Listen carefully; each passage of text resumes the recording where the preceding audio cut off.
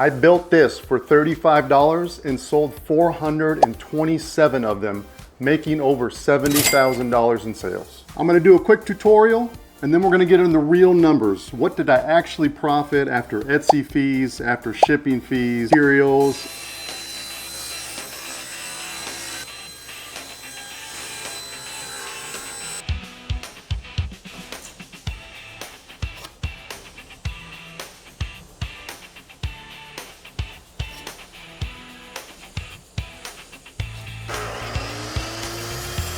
Cutting these side pieces can be tricky on that miter saw, so I recommend doing it with a jigsaw or make this angle more of a 45 and then it's a lot safer to cut on that compound miter saw.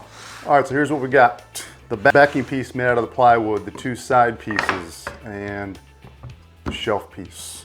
I took the liberty of already putting the edge banding on that. If you're not sure what that is, you know, most plywood, or not most, all plywood looks like this.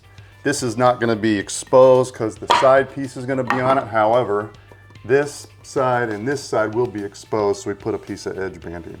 And real easy way to do it is you have a roll of edge banding. You'll cut it to size, obviously, larger than this. You steal your wife's iron, get it nice and hot, and then that puts the edge banding on. All right, I'm gonna pocket hole this.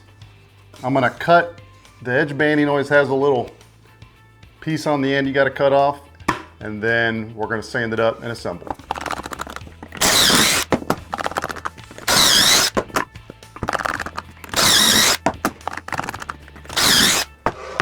Little razor blade, special cutting tool for edge banding.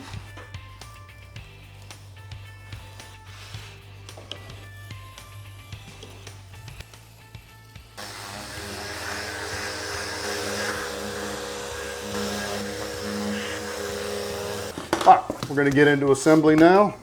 Bead of glue, line up the board. This is kind of hard doing it opposite angle for the camera, but I'll figure it out.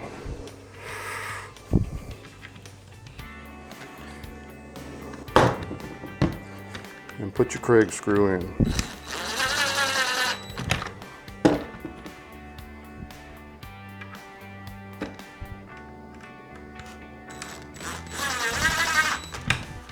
Next side, bead of glue.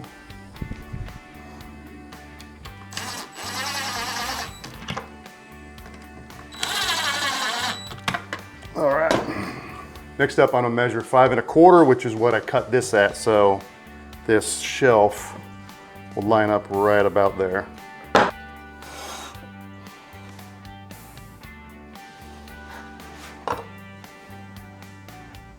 I just kind of eye this, but I want to be above that part that I marked. Use my level to make sure it's in proper position, and then throw a couple brads in on the side.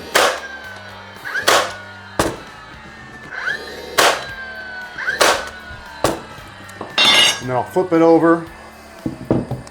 I'll make a mark on the back for the shelf location, and I'll throw one more brad in the back.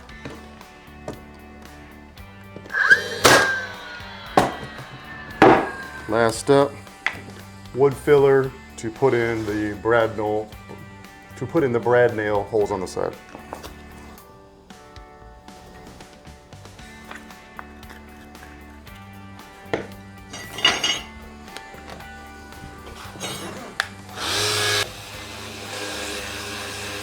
We'll get it stained up.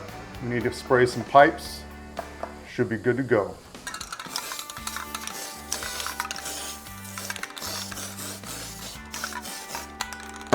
All right, y'all, we're gonna attach these pipes and we are gonna be just about done. If you're curious why I spray them, it's mostly for rust protection.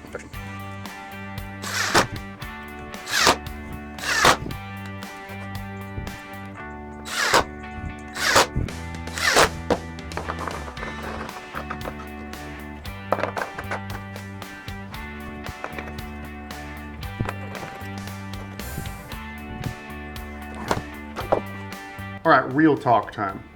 how much did I actually profit? So I'm gonna throw up the numbers, but I'm not a human calculator. I will do that later when I'm editing the video, so we'll see how this works. All right, everything's gonna be on average. All right, so I sold 427 of them and made $70,300. $32 for materials. I'm just gonna call it $35, you know, because you're using a little bit of stain here, a little bit of spray here, all that. So $35 times 427. Etsy fees are about 9.5% of the sale price. So whatever that is times 427. Shipping averaged about $17 per item times 427. And the box with the packing material, I'll say $6 because I buy them in bulk from Uline. I do the same with bubble wrap, which is what I use, in some craft paper. Because they're not really heavy, I don't use the styrofoam that I showed you in one of my previous videos because they're not that heavy. So we'll say $6 times 427. All right, add that all up, subtract that from 70,300, and that is my actual net profit. So I don't know what that number is going to be. It's going to be decent. But the fact is this is just one small item. You saw how fast it was to make. It was very fast, relatively speaking. And it's just one tool in my toolbox. It's just one item in my store. Now, what if I had 60 items? You know, they're all different, but they all hit different niches. They all hit different categories, and they all did similar to this. Now, that would be amazing and highly unlikely, obviously, but my point is the more items you have to smell, the more items you have to sell, the more sales you get, right? It's like the difference between Walmart and a convenience store. Walmart sells like 50,000 plus items or whatever, whereas a convenience store has maybe 1,000 or 2,000.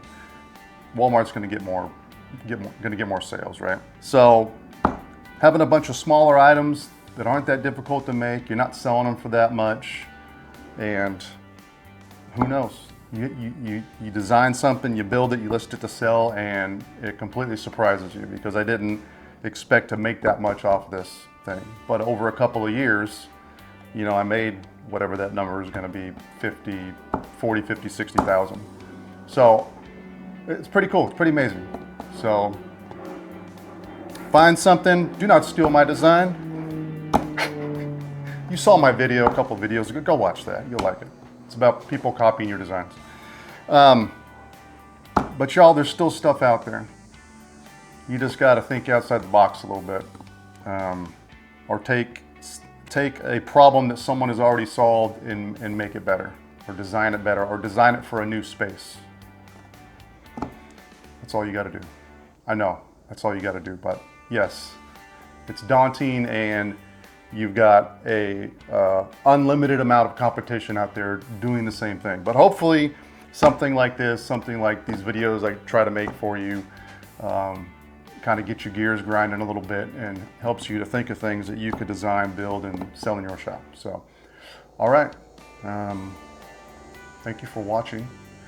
Please like, subscribe, and comment to help grow the video and the channel. I appreciate it. And I think that's it. So we'll see you next time.